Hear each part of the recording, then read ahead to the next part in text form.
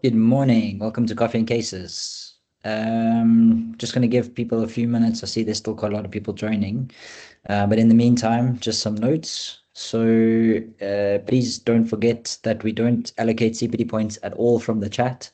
So please make sure that you rather send your details through the link, which will be sent or shared at the end of the presentation.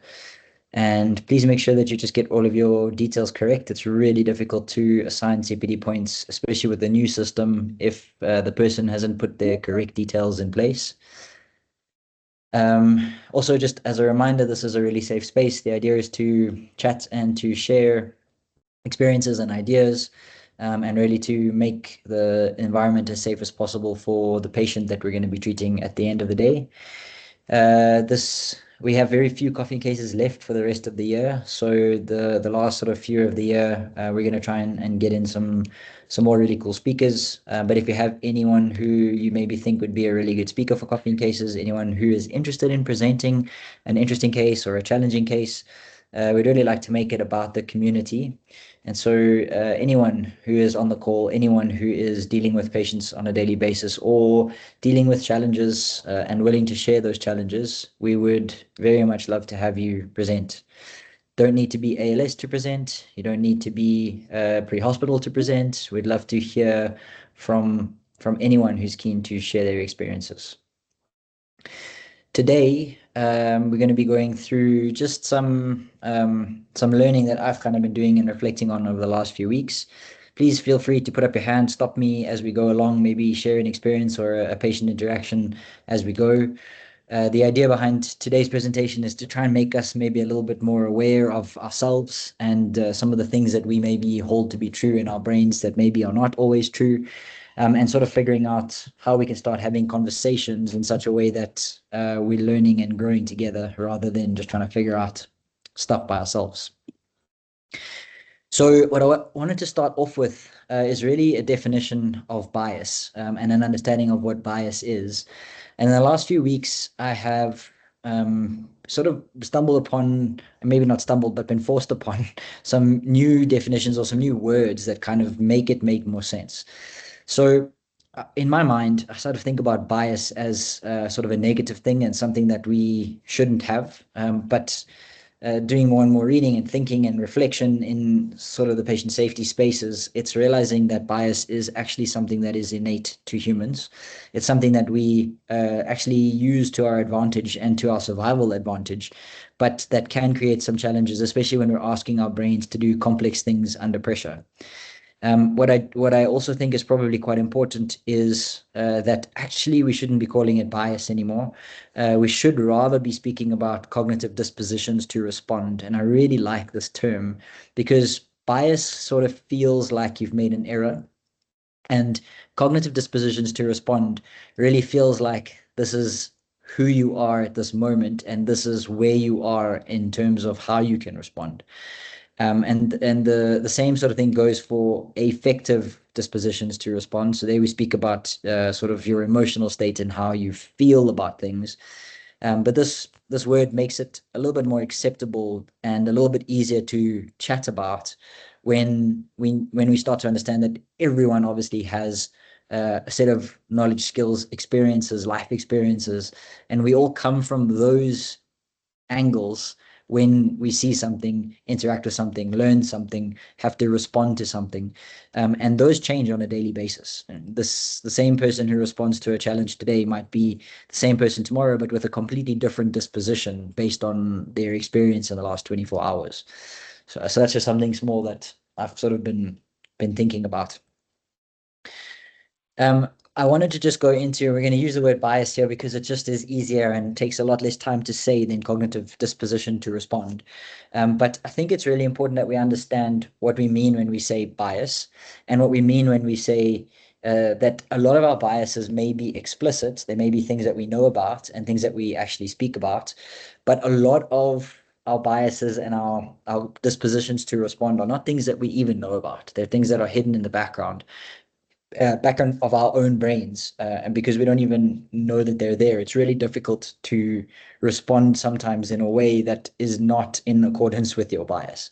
So if we can just define a bias is a preference for or prejudice against a group or a person or a group of people. And we have to understand that actually all of us are biased, specifically towards people that we uh, identify with. And that is human. We're tribal, we're created in the social environment, and humans are social beings.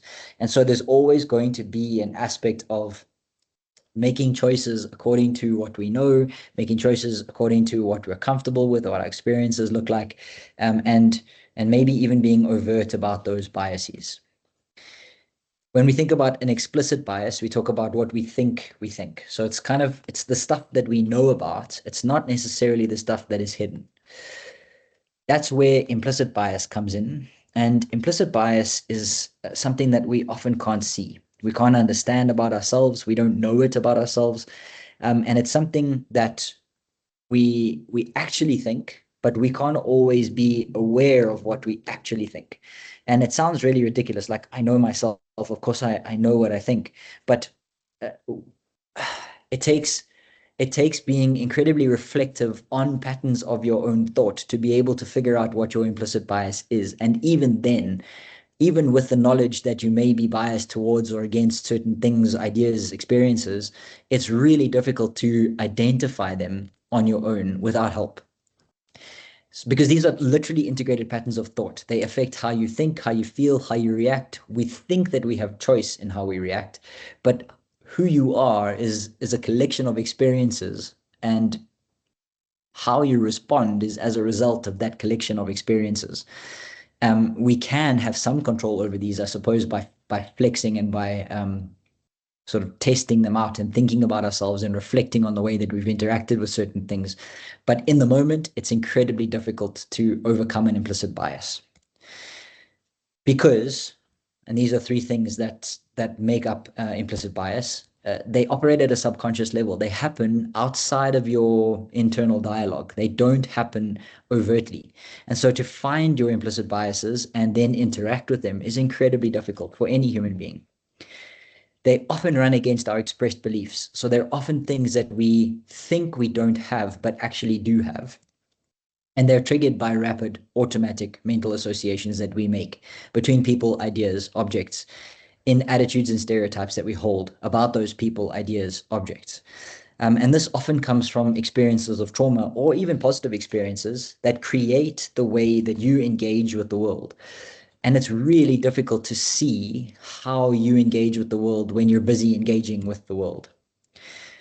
What I wanted to really point out is that we have an understanding of what we know, and even that is quite nebulous and difficult to pin down, because as you get more and more experienced, or as you know more and more things, you also forget more and more things that you used to know, and you don't use them all the time. So you technically know things, but you don't always know them, and you cannot always retrieve them, and you can't always then interrogate them in the kind of Yes, detail. ma'am. Sorry, guys, if I can just ask you to mute yourselves if you're not presenting. But we don't always know those knowledges sort of are even in your brain. You also have a relatively good idea of what you don't know. So you might have an idea of some of the things, like sort of the boundaries of your knowledge and where you maybe would like your knowledge to be over time once you've spent some time thinking about things. But so those are the visible things that we can grab hold of. And sometimes those are not even super visible. But there's this whole pie chart in orange here, which is the stuff that we don't even know we need to know yet. The things that we don't even know about ourselves that would maybe make us smarter, better engagers, able to connect better, able to make better decisions. But we don't even know yet that we don't know them. And the only way we're going to learn about them is by wandering into them and then realizing, oh, here is a new thing that I didn't even know that I now know that I need to know, but I still don't know it. That's probably the most complex sentence I've ever said in my life. What I also want us to just think about a little bit is that there are some things that we can know, and we know that we know, and we talk about that as knowledge. So that would be things that everyone kind of knows. We talk about common knowledge, things about an industry, for instance, that everyone kind of knows, and we know that we know them. There are some things that we know that we don't know, and those are things that we need to kind of go and test and play around with and figure out how we can get to know them. And then there are some things that we don't know, but we know that we don't know them as well. And so we end up in a situation where those are risks. Those are things where we fail because we struggle to kind of quantify them, but we know that there are blank spots and we know that there are blind spots and there are things that we probably need to figure out, but we're not always totally sure what they are. And then the last block is probably the most scary block, and that is not even being able to figure out what we don't know yet and what we would need in order to be able to do things better, make better decisions, have better thoughts about things. The other big challenge is that we often only really see what we look for. And so we're going to get into some of the cognitive biases or dispositions to respond and what some of the errors in those environments could be, but also how they could be really helpful and useful for us. And we're going to sort of come to this. This really sums up just an idea of sort of confirmation bias, but we are only going to find things that we look for. And so if we're spending time just thinking, I'm good, I know everything I need to know about what I need to know, and I know everything I need to know about myself, I don't really need to do any reflection or figure anything out, guess what? You're not going to grow, and you're not going to find those things because you're not actively hunting for them. You will never find Wally if you don't even know that that's who you're looking for. So I guess I kind of want to ask, and this is maybe a difficult question, but what is your bias? And I think maybe if we can open up, if anyone is willing to share something that they know or have learned in the last little while, that they know that they are either biased towards or against based on an experience that they've had. I don't know if there's anybody who's brave enough to pop up a hand. Don't leave me hanging. It's quite lonely here. Dave, go ahead. I do have a bias towards stupid people. I think that's what my bias is. Towards or against? Against. Okay, cool. Any other hands? Anyone else willing to share a bias towards or against?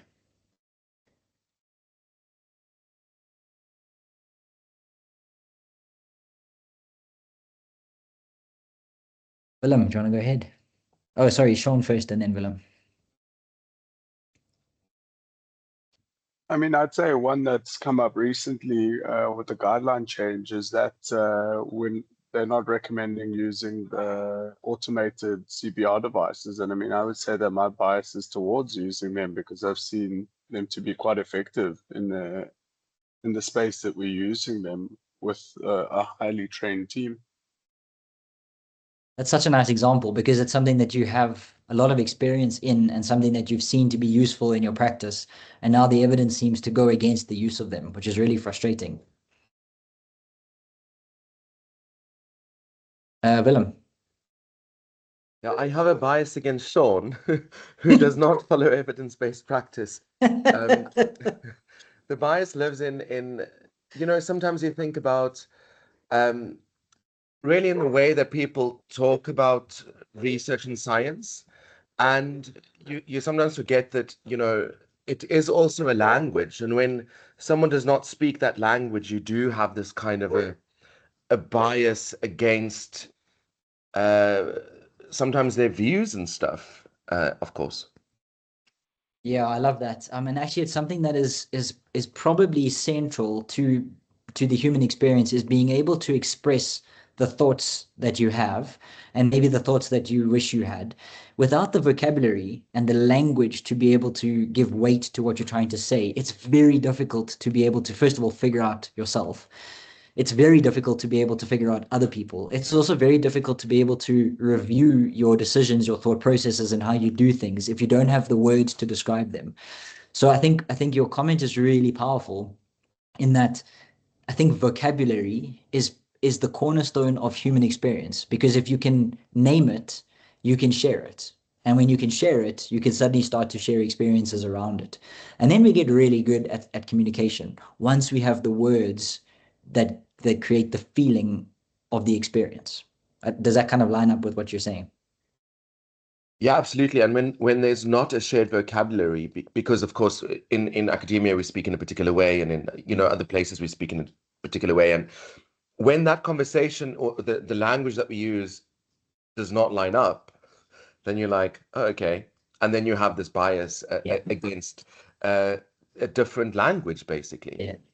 And it comes back to that concept of what Dave said earlier, stupid people. What defines a stupid person? Is it a person who doesn't have the vocab? Is it a person who doesn't have the ability to think about it? Is it someone who's just thinking differently to how you think about it? I saw Monwa BC had his hand up. I don't know if we want to go to you. Good morning, all. Thank you for the opportunity. I have, I don't know whether it's a stupid thing that I have, but it's actually against the body language of certain people in different circumstances. I mean, for me, the spoken language, regardless of what the language is, let me say the spoken word comes secondary to the body language. And certain body languages, I would say, determine the outcome of any situation or conversation or whatever it is, just the initial body language. So certain body languages I really do am against it. And there's nothing that I can do about it, but I guess that whatever I decide secondary to what I am biased against at that given moment determines the way either my treatment or my response to the situation will be eventually. It's so powerful. And I definitely don't think stupid, right? I definitely don't think that's stupid at all, because that is human. That is probably one of the things that makes us human, is not just communication through the spoken word, but the vast majority of our communication is actually through the body, the language of our bodies. I think that's really powerful. Dave? No, thank you, Caleb, and everyone on this platform. When I said stupidity, I think it was just tongue in cheek. It wasn't really, going out there. But 2 points have come up, and I think that is absolutely true. Is language is one of the biases I think a lot of people have, and also body language. So even without the spoken word, by reading body language, we tend to have bias towards a person before he even opens his mouth or speaks. Also, the bias towards how people look, I suppose, and different beliefs and different cultures. For me, I find that there's two things at play. Number one is very frustrating to me is when I find the barrier, not in language and not in body language, but in a thought process, that when I already see the finish line, I'm looking at a bigger picture, and somebody's still stuck on the first page, and that really frustrates me, and that it tends to end up in a bad situation. The other thing I'd like to say is I think this is maybe an awesome topic, because when you're dealt with that barrier, it depends on you as an individual as well, how to diffuse it. And I find that those barriers do exist in our line of work, be it in the operational field, clinical field, or an administrative management field. You have to have an approach towards that situation where you have grown yourself through either experience. And I'd like to say when we were younger, we were more, egotistical and more upfront. And as one gets older and you go through situations, you realize that you can diffuse a situation by being malleable in your approach, adjust yourself to the situation. And it's all about, well, if you're in the patient care arena, it's all about the patient at the end of the day. It's not about you as the advanced life support practitioner. It's about the patient. And if your approach towards that patient and family and those dynamics, I think, are in a good space, and you tend to, come from a good space yourself, it tends to diffuse the situation, and it tends to get everyone on board. Thanks, Caleb. Yeah, that's really cool reflections. Thanks, Dave. Corinne? I have one that when you said we should open up and be honest, one thing that I, as an older practitioner, am biased towards saying, well, this is how we've always done it, and I've done this longer than you, and not always being open to what, not necessarily younger, but people who are young or newer in the field, then I go, no, this is how we've always done it. So the change, as well as the saying, well, I've got more experience than you. So that's a bias that I don't want to say I struggle with it. I think I've come to terms with it, but that's one thing that I think that we should be aware of as well. I really like that. I think none of the things we've spoken about today are essentially unique to you as a human being. I think that they're specific to the human condition, right? I see Usipe, your hand is up. Morning, everyone. Hi. The on the bias issues, I think one of the biggest elephants in the bias in our field, whether it's in hospital or pre-hospital, is race. Because in some instances, it doesn't matter how polite your demeanor is, how you try, but if that patient or whatever colleague sees you are a different race and a different gender from them, they tend to be biased towards you and come to the conclusion of whether you are subpar to them or they are more inferior to you. So that's another thing. It doesn't just happen amongst us practitioners and patients, but also amongst us practitioners as a whole. So that's another elephant of the bias that needs to be addressed in our field. Thank you. Awesome. Yeah, really relevant. So I'm going to move on to the next part of the presentation, which I think is going to hit a lot of some of the things that we've already sort of spoken about. But what I want to try and do is give it names, and I want to give it some context and we want to have some vocabulary that we can sort of use to help us. So the first thing I want to do is I want to use the concept that bias and the way that we make decisions, we have a few different options for how our brains can do these things. And what we need to understand is that the human brain is exposed to over 11 million different stimulus in a single day. 11 million stimulus, which potentially could be challenging or threatening or dangerous or good, depending on the experience and what's happening with the person. But 11 million things in a day is a lot of things to try and make decisions about. And it's a lot of things to try and think about. It's almost impossible for despite them being relatively complex human brains, to be able to make decisions on 11 million things at a time. What's also really possible is that your brain can probably look at about 40 things at a time. It's not really able to process the kind of data that we're exposed to on a daily basis. And what we're trying to do is we're trying to then process vast volumes of information, which may or may not contain really dangerous or really useful, really helpful information to us. And what our brain does is it just says it's too much. I can't do that. I can't process all of that data. So what I'm going to do is I'm going to start figuring out patterns. And there will be certain patterns that will trigger certain responses. And the brain's going to start making some assumptions about the patterns that it starts to see, so that I don't necessarily have to interpret the 11 million different things, but I can kind of box them and group them and see, is there a pattern that I have seen before that looks dangerous, or a pattern I've seen before that I need to recognize as a good thing? And then what do I do in terms of acting on it? And it's really, really tough for the human brain to be able to not make assumptions about things, because you physically cannot process that volume of information. And so what then starts to happen is that you have the amygdala, which is a small little area sort of towards the brainstem of the brain, that is involved in these sort of quick decision-making things. But the problem is that the amygdala is not making necessarily very smart decisions. It's not making very thoughtful decisions. It's making decisions that are going to keep you alive if you need to be kept alive, and it's going to make decisions that are based on sort of a flight, fight, flee kind of response. The way that happens is through chemicals, through adrenaline, noradrenaline, and other neurotransmitters that may or may not be involved in creating sort of things. But it's going to then process that information in boxes, and it's going to try and generalize the information to try and make it make sense as quickly as possible, so that you don't end up standing looking at the hijacker who's about to hijack you, not knowing next what to do, although sometimes that does happen. What we also need to understand is that there are so many things that make human beings different, and every single one of those potential differences is a bias that's just literally waiting to either rear its head or be recognized and something to happen. So here are just a few of the biases I think that I definitely struggle with, and not necessarily struggle with, but come up against in emergency medicine practice.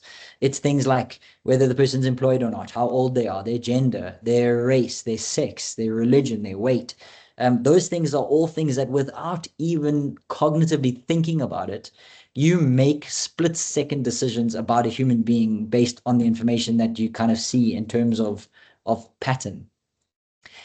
And then, as if it wasn't hard enough and there wasn't enough information available to us to make our lives really difficult, we then try and make these decisions in high stress, high anxiety, high anger, exhausted environments, where we definitely are not our best selves and are definitely not using our frontal sort of lobes of the brain, which are thoughtful and slower, to make good decisions. We're using the amygdala to make split-second decisions to try and figure out what the hell's going on in front of us.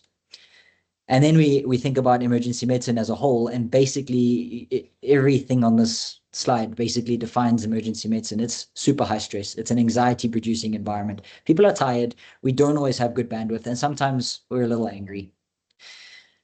But what I really want to get to is that a bias is not necessarily negative. We can definitely see how it can be negative, but a bias also can be life-saving. You don't need to process 11 million pieces of information to be able to decide whether a situation is safe or not. You pick up on a pattern and you immediately make a decision. So while biases are not negative, there are definitely some risks.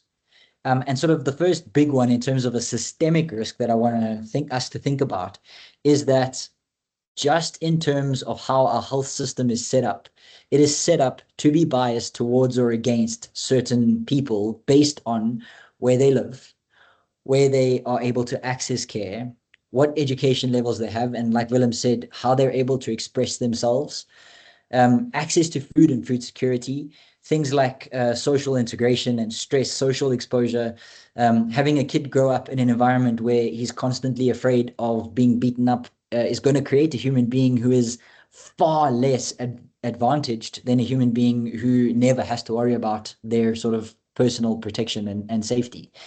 And then things like where you live in our country determines what kind of access you may have to the health system.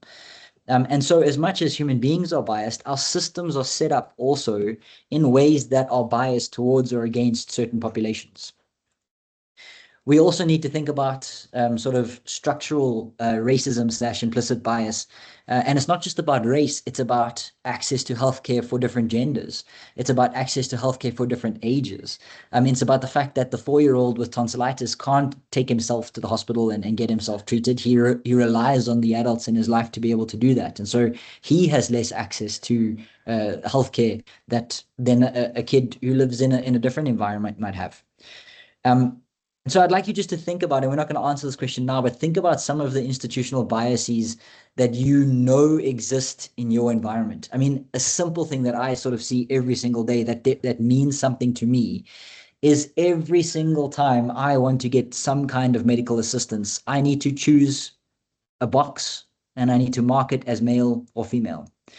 And there isn't an option for what I am. And so am I really putting the mark in the right box to get the right kind of healthcare, but having to make that decision doesn't make any sense for me.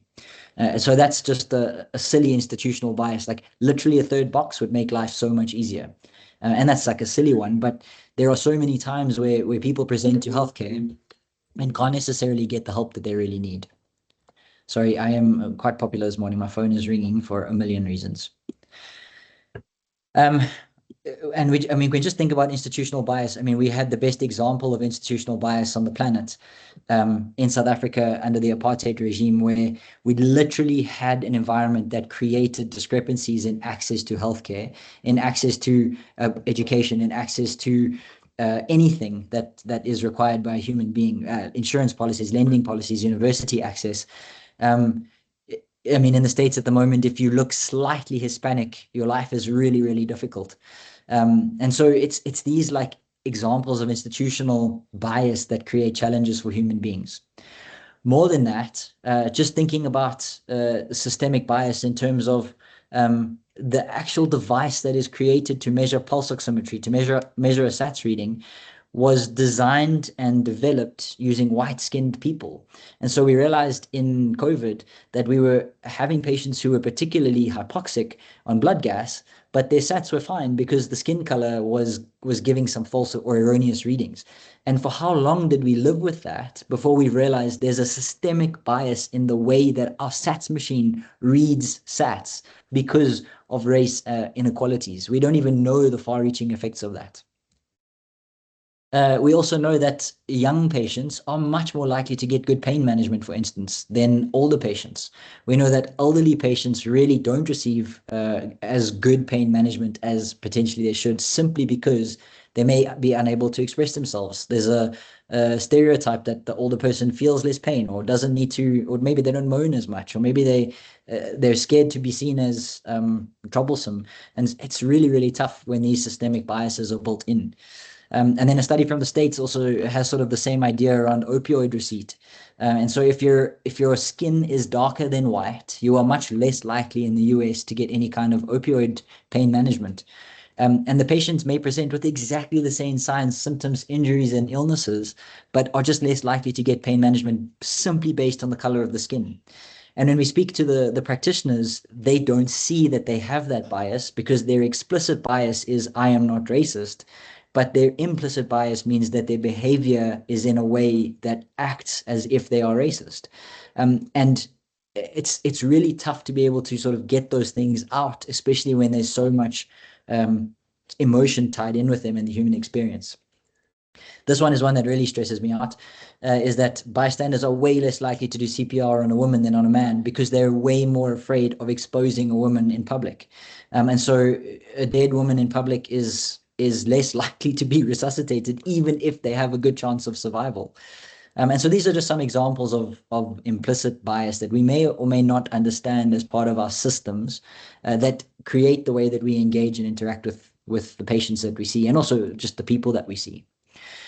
But where bias also starts to create some challenges is in the way that we think about treating patients. And so we're kind of going to talk a little bit about a patient as a set of very complex circumstances that need to be linked, and not just a body where the skills are going to be done and we're going to sort of figure out what's going on and a puzzle to be completed. And there are a whole lot of things that our brains do under pressure and in difficult circumstances that may or may not benefit the patient at the end of the day. So just some things that I want to kind of have some ideas about are going to be things like tools maybe that we can use to help us figure out certain things.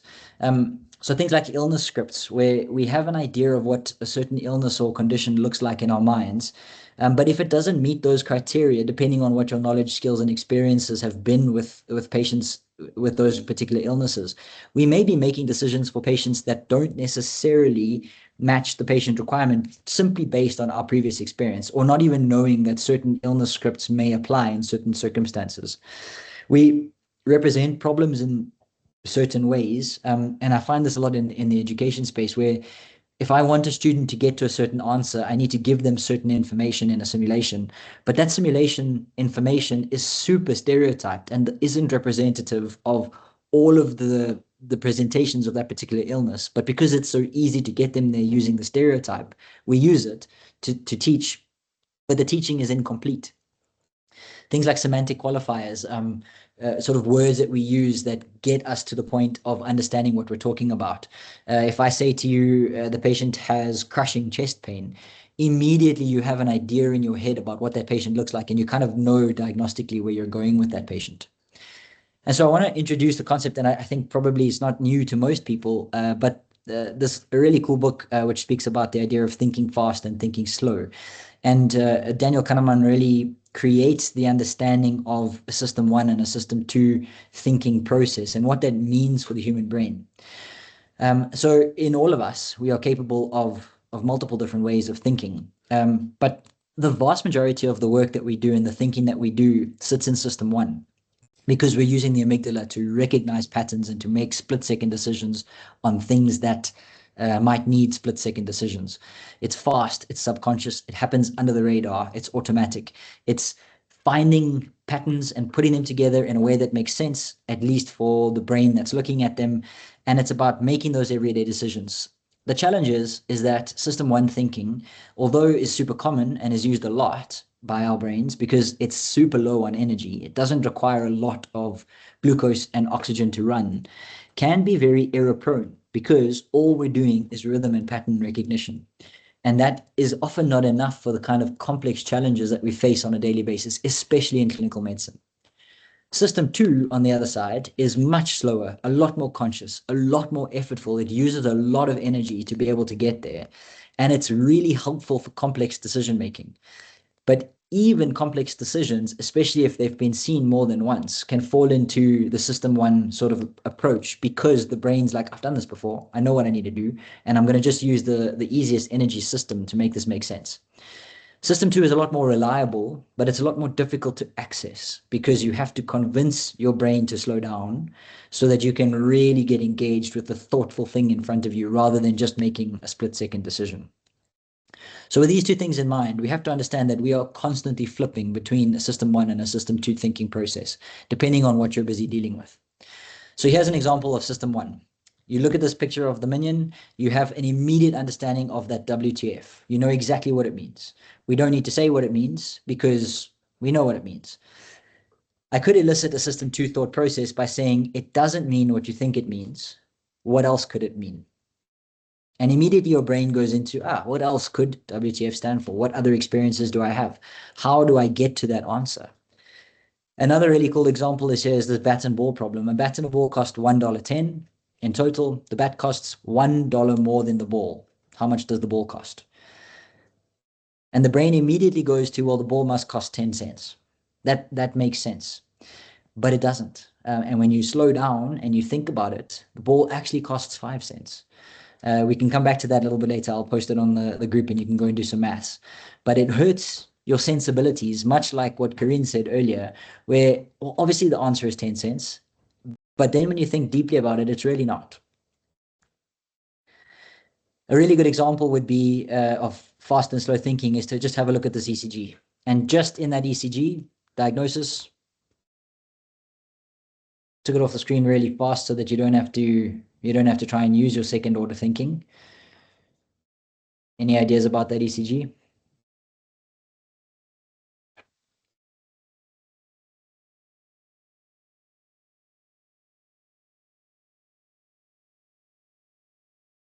Cool. I mean, and that should be a really easy diagnosis. MI, it's a pattern. It's a super quick look at an ECG and you say, oh my goodness, there's a big problem there. Your sort of second system or the slow system needs to jump in and really go and do a review and have a look at the clinical picture and have a look at the whole patient and make a decision about that patient in the bigger picture. It's not good enough just to say, oh, MI, because it could be a lot of different things. For me, this kind of maths would be thinking slow. For somebody who's doing this kind of stuff all the time, or maybe somebody who knows their timetables really well, would be able to get to this answer really quickly.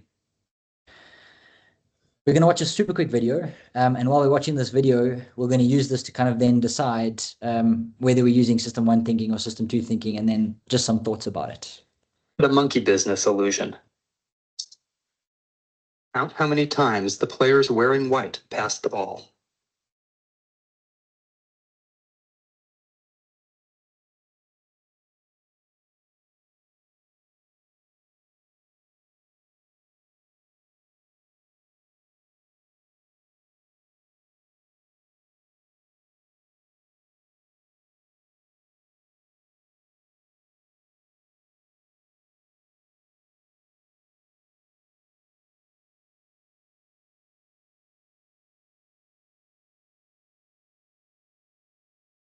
The correct answer is 16 passes.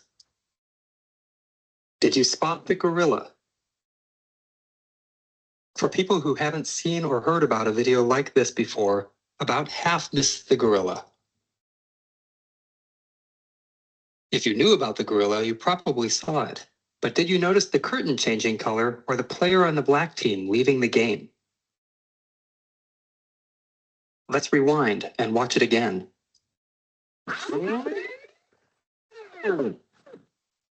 Here comes the gorilla, and there goes a player, and the curtain is changing from red to gold.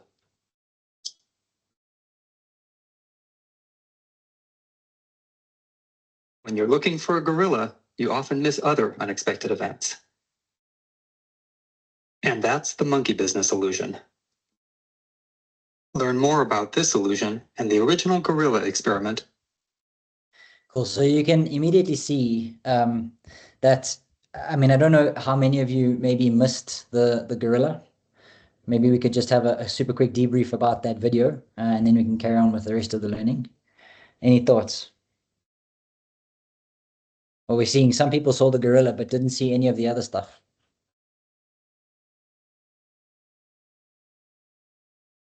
Dave, sorry, I think it was Willem first and then Dave. Yeah, thanks. When you put it up, I was like, yeah, I got this. I've seen this a couple of times. And then I was ready for the gorilla. I was ready for the curtain change. And then when they said that a player left the game, I was like, hang on, I missed that. And I've seen this video so many times, but it just, I mean, it illustrates the problem, right? Yeah. And it especially illustrates the problem in emergency medicine where you're looking for maybe one or two things, and then you miss the 90 other things that are happening in the background that may or may not be super relevant to the patient in front of you. Dave? Absolutely.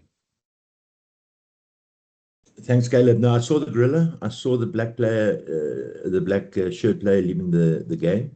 I missed the curtain change color because I wasn't concentrating on how many times the ball was being passed, because I think that was trying to sideline me. I was then trying to see the big picture as you usually do. So yeah, I did see those two. Thanks. It's also one of those things, like now we've had an instruction. The instruction is to count how many times the ball was passed, but every single human being who knows that that's not the point of this video has no idea how many times the ball was passed. So we've missed the point as well. We've been looking for the trick, and then the trick may not even be the trick. So I think it kind of comes back to this concept of the inductive reasoning, the sort of system one thinking, and that is we need to get information quickly, we need to be able to make decisions fast, and we need to sort of use our gut to make decisions. But now the problem is that the gut is only able to make good decisions in an experience that you've had already. It doesn't predict the future. And although patterns may look more like what you've had in the past, you may be completely off base. You may have absolutely no idea that that is actually true or not. Just give me one second.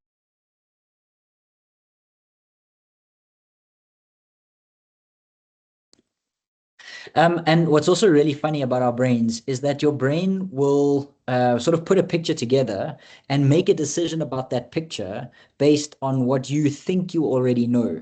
And if it makes sense, your brain will accept it, whether it's true or not.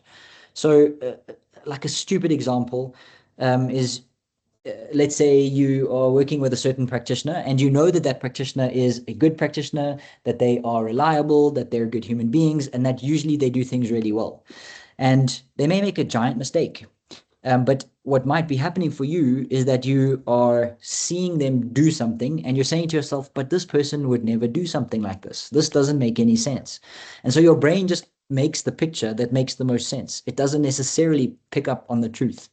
And that's not unique to you. It is unique to human. And as long as we know that, then we have a really good baseline to start from to say, probably most of the things that go wrong are probably us completing a picture, making decisions based on our bias, thinking we know what we know is going on, and then suddenly realizing, oh, there's a missing piece. So we're going to chat a little bit about some of the problems with inductive reasoning. And we're kind of going to go through, I'm going to try and get you to make some mistakes, and then we can make decisions as we go along. So the first one that I want to chat about is this idea of anchoring effect. And so the human brain, for some reason, likes to pick up on the first thing that it sees. It will use that information as more true, more honest, more useful than the second, the third, the fourth information or pieces of information that it picks up on. So in this example, if you see a mug for $300, and probably 300 Rand would be more reasonable in South Africa, you make a decision based then on a little bit of the merit. You see the second one first, and you see that it used to be $1,000 and now it's $300. Your brain sees that anchoring effect and says, oh, this is worth so much more and I'm getting it for so much less. Your brain doesn't anchor on the fact that it's always $300 and somebody's just put $1,000 crossed out so that you have the idea that it's maybe worth a little bit more. And our brains do that all the time. We pick up on the first piece of information that we get, and then we base everything off that, even if it's no longer true. And so a silly example in my environment specifically, and I find myself really struggling with it, is if I get dispatched to a certain kind of patient, I'm kind of primed for that certain kind of patient. And obviously, the more experience you have, the more likely you are to be able to change tack at a moment's notice. But in my first few years of practice, I would get mad if I got dispatched to an abdo pain and I got to the patient and they were having chest pain. Or I'd be really upset if I got dispatched to a PVA and I got there and it was a stroke.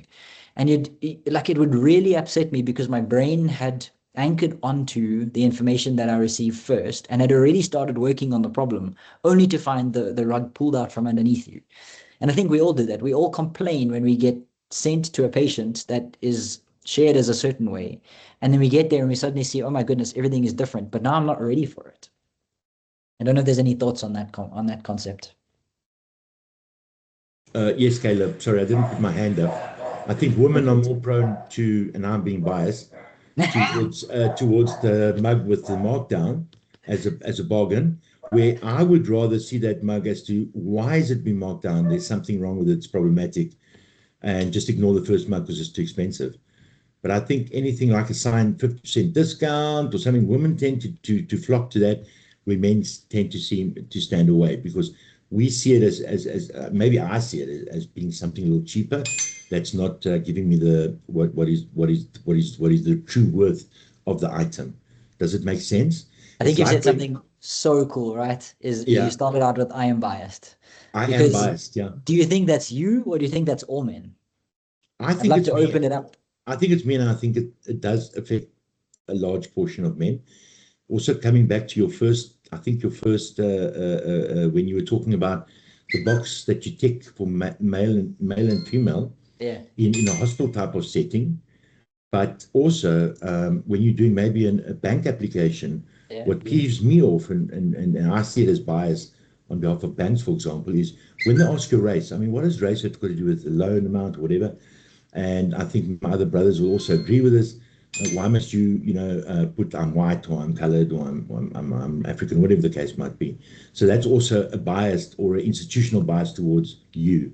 So yes, the information that we receive, I think this is the best ever Coffee and Cases presentation that I'm attending. Thank you very much. It's food for thought.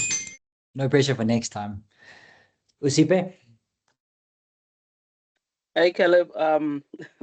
I was just literally laughing at the fact that when you get dispatched, even if it's a IHT, they give you all this information. You literally start treating, and then when you get there, it's entirely different. There's it happened to me literally last week. They're like, no, his patient is a walker, all of that. Just they're going for just a light scan and all of that. I get the patient is on a vent.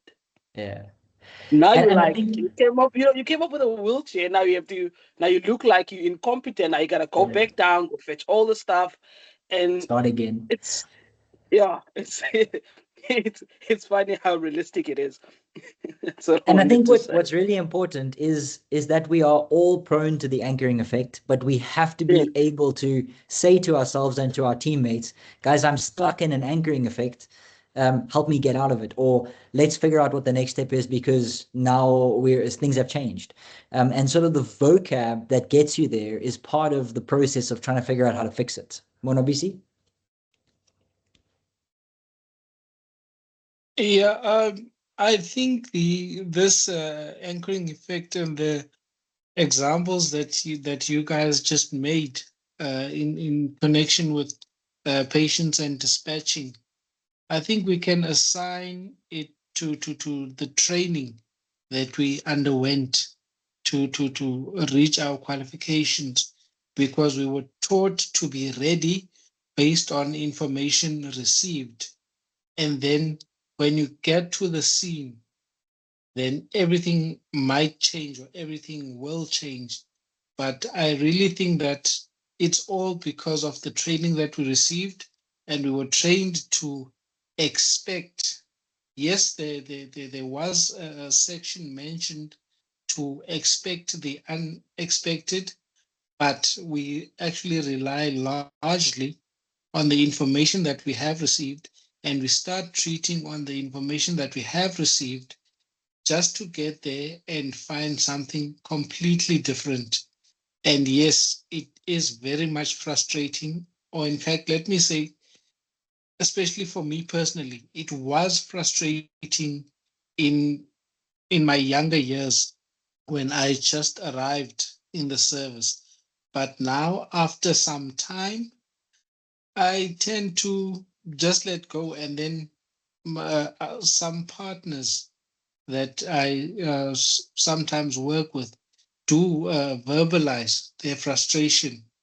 And sometimes we have to sort of control how they verbalize it and where they verbalize it, because verbalizing it in front of patients is not good.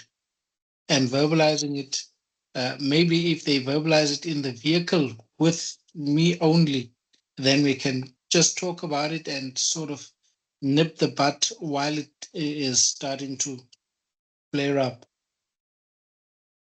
Awesome, really good point. Dave? Thank you, Caleb. I think also on a serious note, the anchoring effect and this tendency to sort of prepare yourself on the information that has been received. I mean, this is one of the frustrations in EMS. We always know that we're going to get something that we don't know about, we haven't prepared for. But it's always good to prepare for, and I think what the previous talkers spoke about was how we were taught. It's always to prepare on the information that we have. But I see this also as we could lose lives in this process. So if we are dispatched to, for example, a drowning of a toddler or young child, we tend to put a little extra in on the response. So we might over respond and end up in an accident or killing other people. And that is something that I also think that information needs to be more accurate as possible and given to the teams, you know, in the right format, in the right way, because those are the after effects of people that are in accidents that end up maybe not even getting hurt, but ending up with company policy where they have to pay back huge amounts of money or whatever the case might be, end up in third-party claims, etc., etc. So yes, I think the wrong information can lead to this type of side effect, and that is something we need to look at. Thank you, Caleb. Awesome. We're going to move on to the next sort of bias that we might have, and that is this idea of ascertainment bias or stereotyping. So as we move through these pictures, what I want you to do is just in the chat is I want you to type the very first word that comes to your mind for the patient that I put in front of us. So just one word. Let's see what the sort of bigger picture think.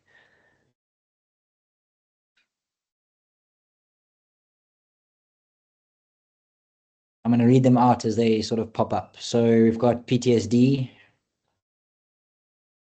homeless, sad, drunk. Willem stepped right into that one.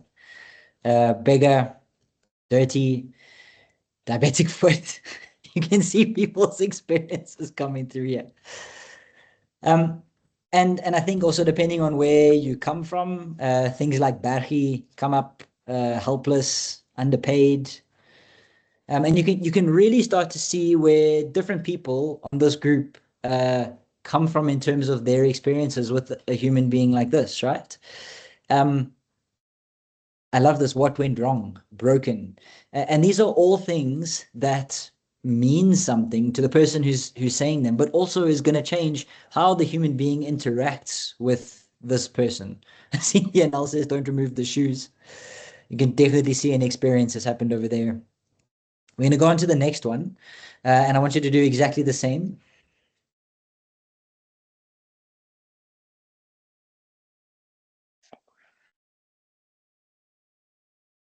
We'll read them out as they pop up. AMI, liar, rich, money talks, difficult, nerd, homeless. I hope not homeless, but I mean, maybe. Naughty, medical aid. You can see who's working for private companies. Too clever, wise man, arrogant, master manipulator. So you can see I've paid this guy. you can definitely see the sort of the bias that comes through, and how we make decisions about the human being in front of us simply by what they look like. First word that comes to mind when you see this picture.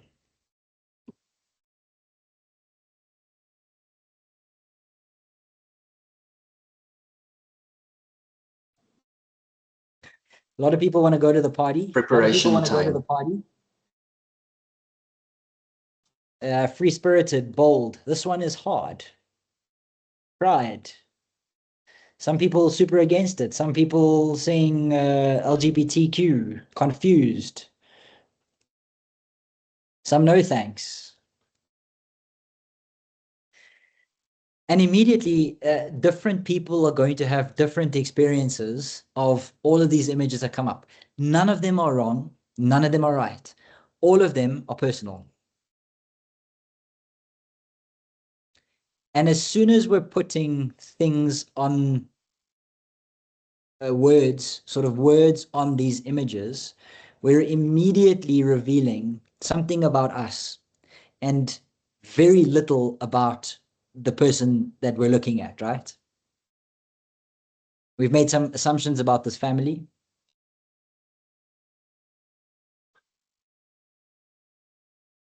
Wife has some questions to answer.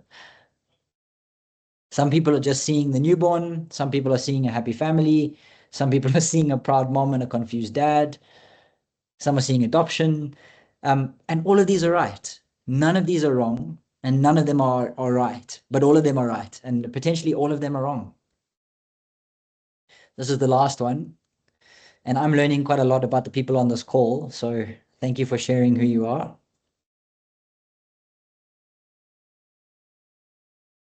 Got some sad, snacks, back injury, diabetes, go on a diet, your back. And you can see immediately there are some comments around how this person may or may not be motivated, or may be depressed, or may be a WCA patient. Stories have been made about this patient. So we're going to stop with the comments. But what I wanted to get to is everything that we've sort of done in that period over there is around decisions and experiences that we've had in the past about these patients, right? We have, in fact, some confirmation bias concepts that we need to talk about. So how you see the person and how you experience that human being on the other side is really based on you and not them. We then start to look for facts and evidence that supports our beliefs, and we ignore the facts and evidence that don't support our beliefs, because that's human, right? And because we want to come to an easy answer, we want to come to the simple answer. We want it to be as easy as possible, and we just want to get to the next level of whatever it is that we need to do. So every single one of those interactions with those human beings tell us more about ourselves than it does about the person in front of us. Another example of confirmation bias, this is just one that I wanted to bring up because it's one that can be sort of understood in lots of our environments. But the concept of a horoscope is essentially a confirmation bias in practice. If you believe in a horoscope, and you believe as you read your horoscope that these things are going to happen, what often happens is the manifestation of those things, because you now have sort of a target and an idea of what needs to happen. And if you don't believe in a horoscope, then sometimes you go out of your way to prove it wrong. And so then things opposite to what is contained in that horoscope are shared. I have this experience, my mom tells me about this all the time, where she's a grade 1 teacher, and she gets the report of the child from grade 0, and she doesn't read them, because she doesn't want to make a decision about the child based on what another teacher's experience is. She wants to make a decision about the child based on what her experiences are. And she'll only go and read the report from the previous year after the first term, because then she has some concept about who this human being is in her mind and from her experiences. And she can see if those experiences were similar from the other teacher, or if there may have been something missed. Another challenge that we come up against often is this concept of diagnostic momentum. And so diagnostic momentum happens because of the anchoring effect. It also happens because of our confirmation biases, and because we want to be able to jump on a bandwagon for the thing that seems to make the most sense as quickly as possible. So, I mean, looking at this picture, it would be very easy to understand that this person is a homeless person who's maybe been going to the toilet in a bottle. But this could very much or very easily, just as easily, be a person who is maybe a homeless person who's having a nap and who somebody has left an apple juice nearby them. We jump on the bandwagon with whatever our brain thinks makes the most sense based on our confirmation biases, and we don't always get it right. We sometimes get it right, and a vast majority of the information is often missed. A really good example of this is basically the entire series of House.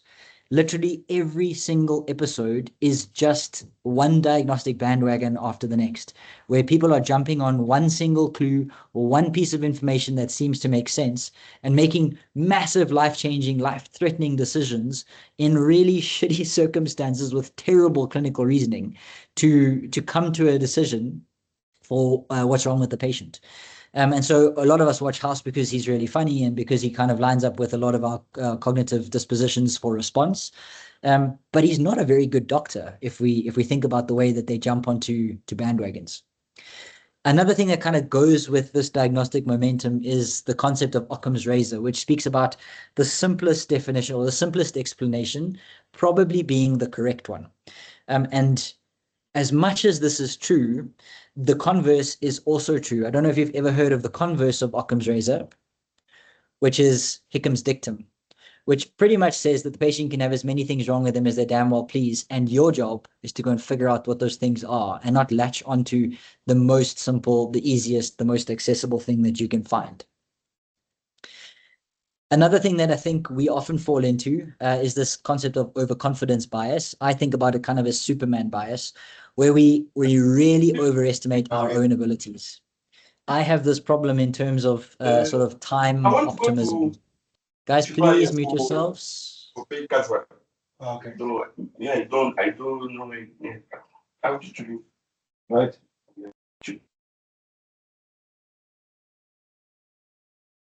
So I just think about this in terms of my own problems is I am definitely overconfident in how many things I can fit into a day. And despite the fact that on a daily basis, I fall short of my own expectations because I believe in the morning, like morning Caleb is a whole different person to afternoon Caleb.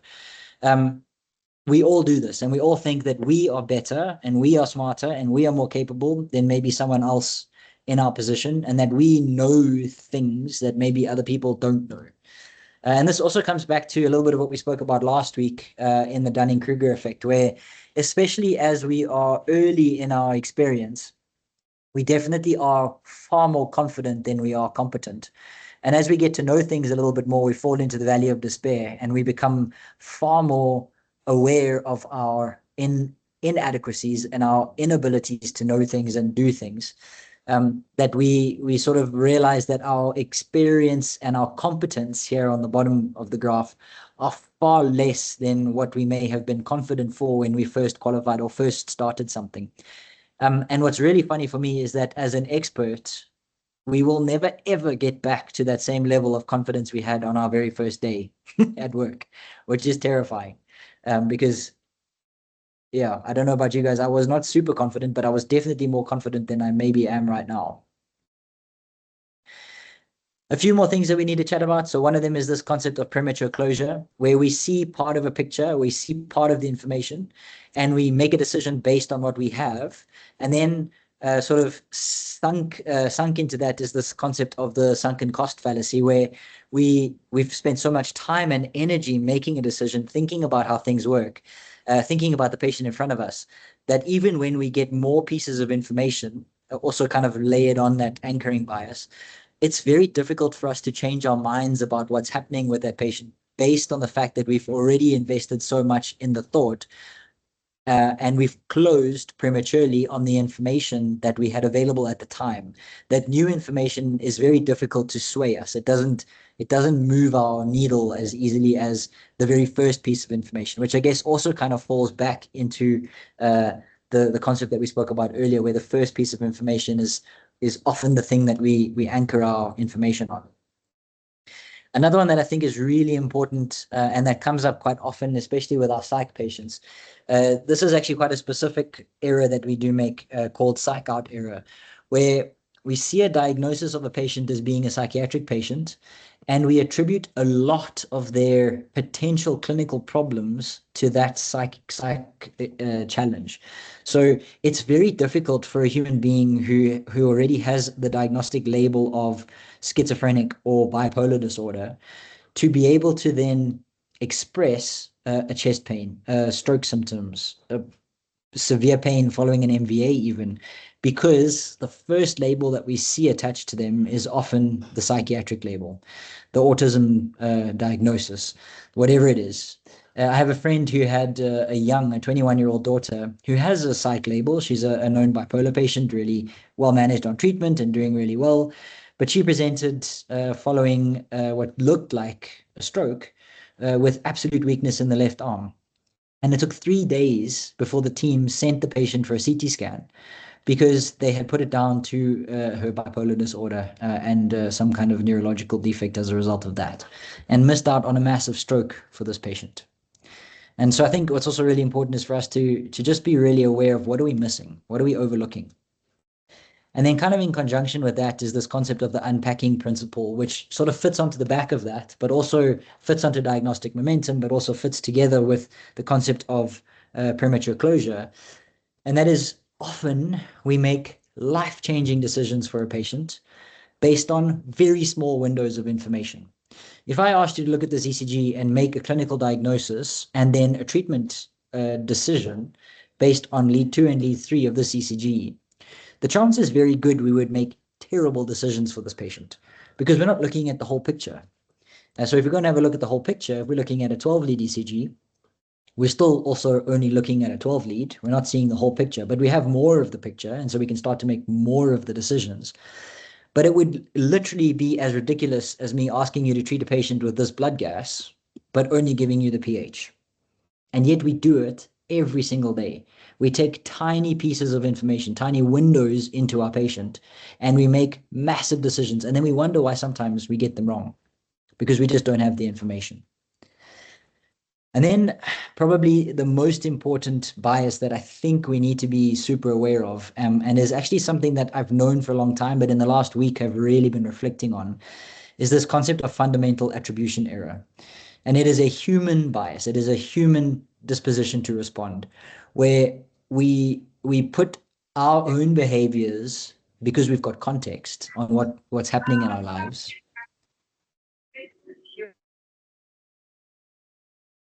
So we put our own behaviors down to the context that we have, and we put other people's behaviors down to no context.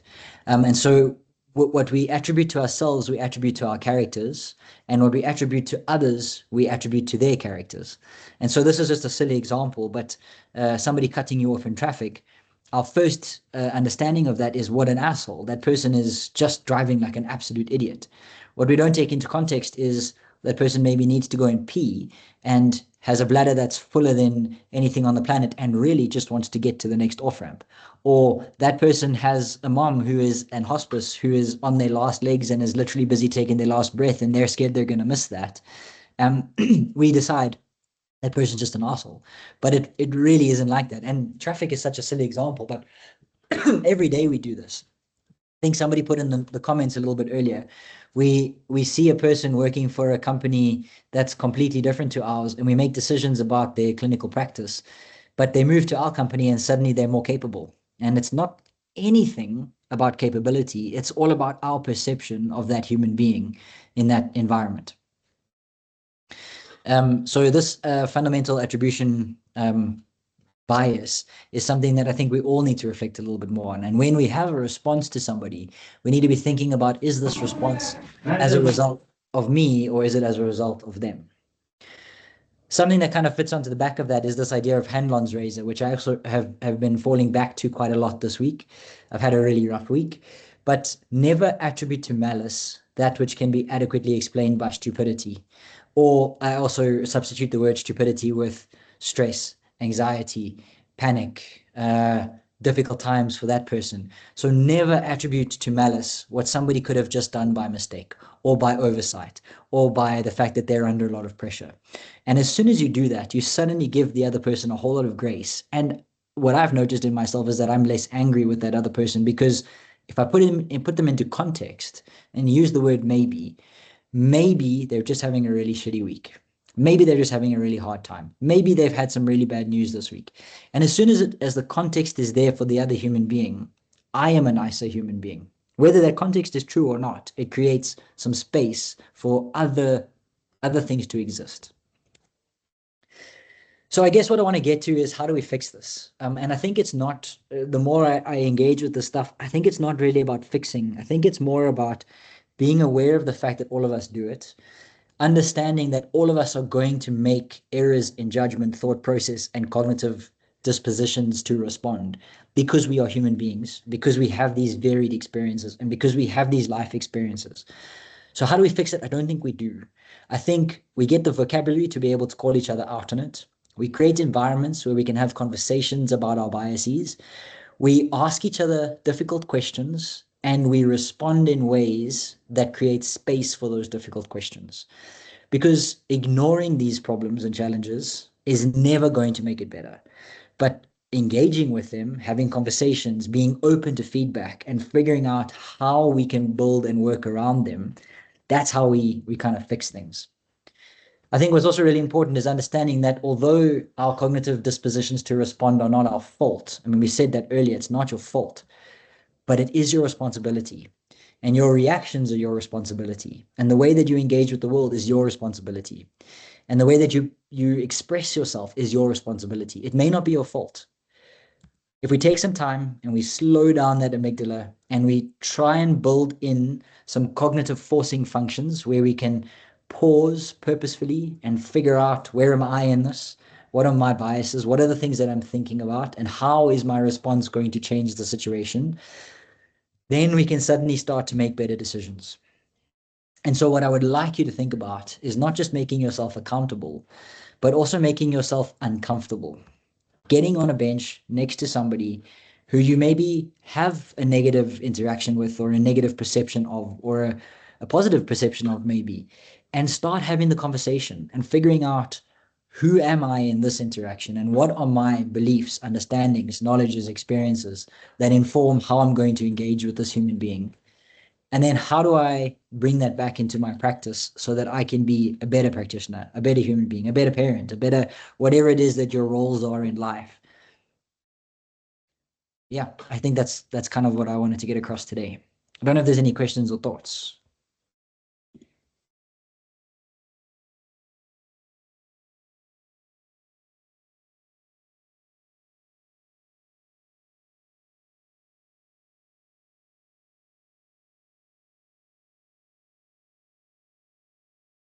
It's been quite a long presentation today, so I'm sorry, but also thank you for sitting through it.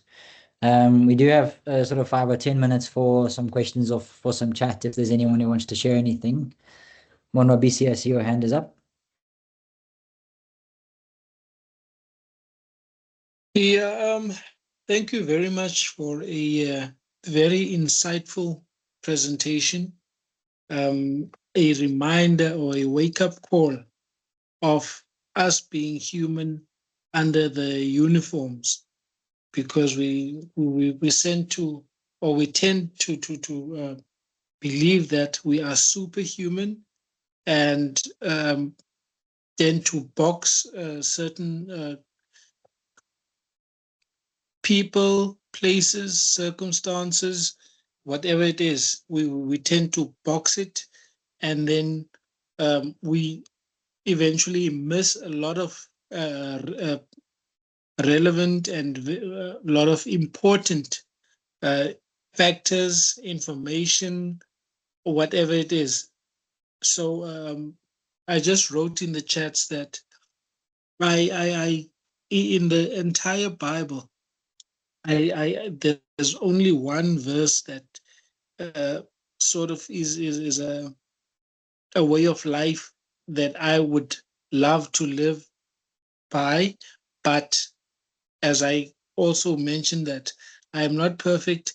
I do not always get to it, but I try my best to do unto the next person what I would love them to do unto me. But I am human, make mistakes. I try and rectify them. And being human, I'm not very keen to quickly admit to my mistakes when they are pointed out, but there is a time of reflection where I will be alone, and then my conscious, who is a companion of mine, who is not afraid to tell me the honest truth, the way it is, will then spook and point out to me my faults and mistakes. And then if I ever do come across a person that I have wronged, I will then be obliged to apologize, and maybe if time is presented, explain why I did or said what I did, and then apologize and move on from there. But in a nutshell, thank you very much. It's been a great session. Thank you guys for joining.